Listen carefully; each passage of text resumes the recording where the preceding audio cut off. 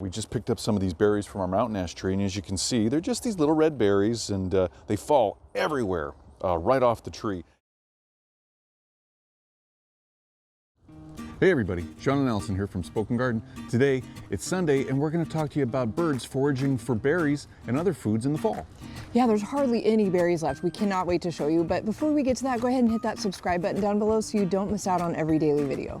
Okay, you guys, in the distance right here, you see our beautiful, huge mountain ash tree. I think we've talked about this a little bit before.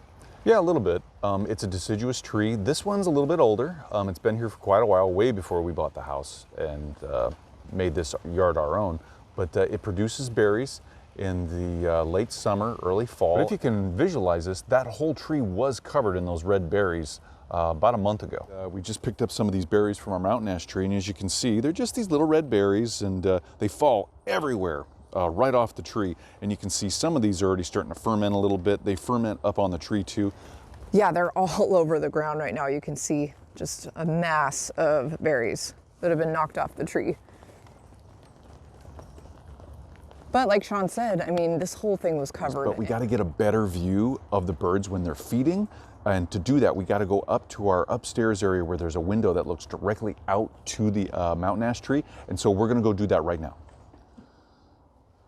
All right, everybody, we're upstairs now, and Allison's getting her camera set up. She's focusing. She's getting the lighting right. Tell us what's going on, honey. Yeah, this is a perfect spot because it feels non-intrusive, and I can get some wildlife shots. And we have a window upstairs that overlooks our yard, and it looks straight out on the tree.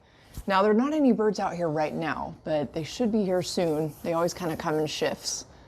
What we've been seeing here is just a mass of American robins.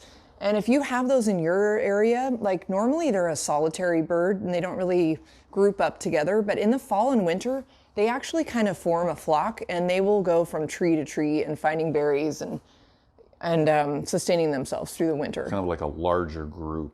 Yeah, it's almost like a community. It's cool. It's actually really fun to watch.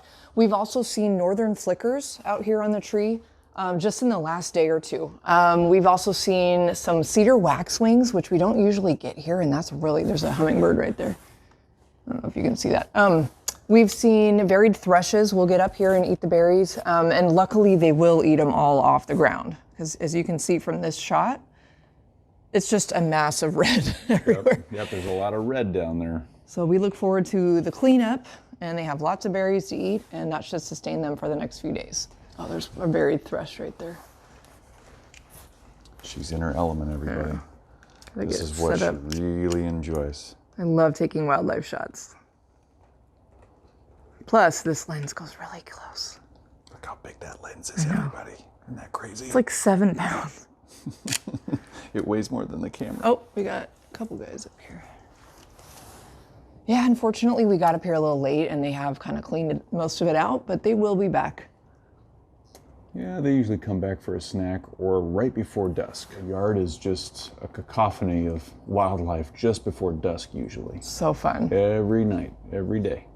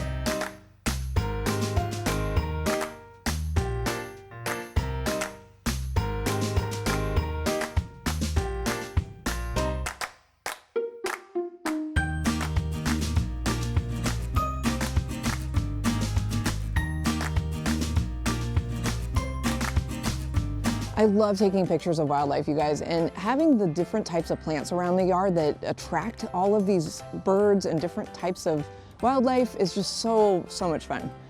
Yeah, so the birds will also eat berries from our cotoneaster plants, our shrub, a little ways away here. They'll eat the berries off our salal, and then they'll also eat the berries off of our, what is it? The laurel, our too. English Yeah. laurel, yeah. So we love having all these native plants in the yard. Well, not all of them are native, but some of them are. And it's one reason we were able to declare our backyard as a wildlife habitat, and we just maintain it by making sure there's fresh water and lots of food sources in other ways like seed and stuff. Yep. And the birds just keep on coming. And we get to enjoy their company. It's so much fun. Yep.